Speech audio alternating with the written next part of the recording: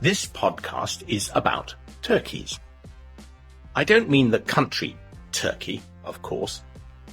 I mean the big birds that many people eat at Christmas. There is a picture on the website if you want to know what a turkey looks like. A few days ago, the newspapers reported that a man named Bernard Matthews had died. He was 80 years old, and he was the biggest turkey farmer in Britain, and possibly in the world. There is an English expression, a self-made man. A self-made man is someone who starts with nothing and goes on to make a lot of money or to achieve a lot in some other way, entirely through hard work and enterprise. Bernard Matthews was a self-made man. He left school when he was 16 years old, without any formal qualifications. When he was 20, he bought some turkey eggs in a market and a second-hand incubator. An incubator is a device for keeping eggs warm so that the little birds inside them can hatch. His career in turkey farming had begun. A few years later, his business had grown, and he needed a bigger space to keep his turkeys. He bought an old mansion house, Great Witchingham Hall. It was cheap because it was in very bad repair. He and his wife lived in 2 of the rooms of this enormous house. The turkeys lived in all the other rooms. Most families in Britain eat turkey on Christmas Day, and cold turkey for about 2 weeks afterwards. You may think that this is an old tradition, but it is not. 60 years ago, turkey was a luxury which only a few people could afford. It was Bernard Matthews who made cheap frozen turkeys available for ordinary families and persuaded people to buy them. Then he persuaded them that turkey was not just for Christmas, but for any time of the year.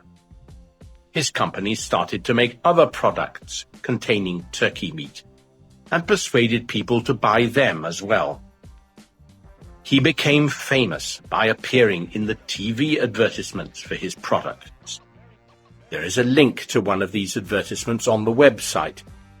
He told us that his turkey was Bootiful, really Bootiful. Bootiful is how you say beautiful in Norfolk, which is where Bernard Matthews lived. People loved his TV adverts, and sales of Bernard Matthews turkeys went higher and higher.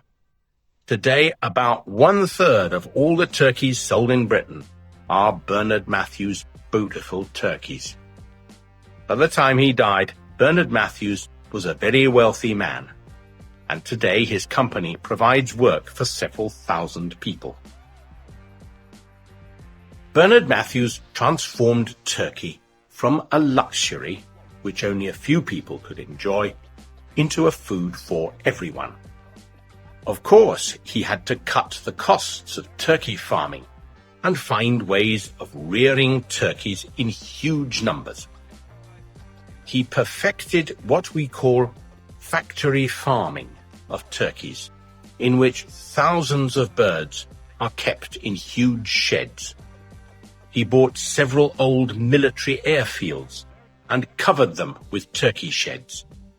He also perfected ways of turning turkey meat into convenience foods for busy people. In recent years, people have begun to criticize factory farming methods. They say that the birds are overcrowded and kept in near darkness, and that they do little except eat and put on weight until they are about 6 months old, when they are taken to be slaughtered. The birds require large doses of antibiotics and other medicines because they are so crowded. Some of these chemicals remain in the turkey meat, and critics say that this is dangerous for human health. Processed turkey products, like other fast foods, often contain water, added chemicals, and low-grade meat. They may be cheap, critics say, but they have low value as food and help to make people overweight. So, what do you think?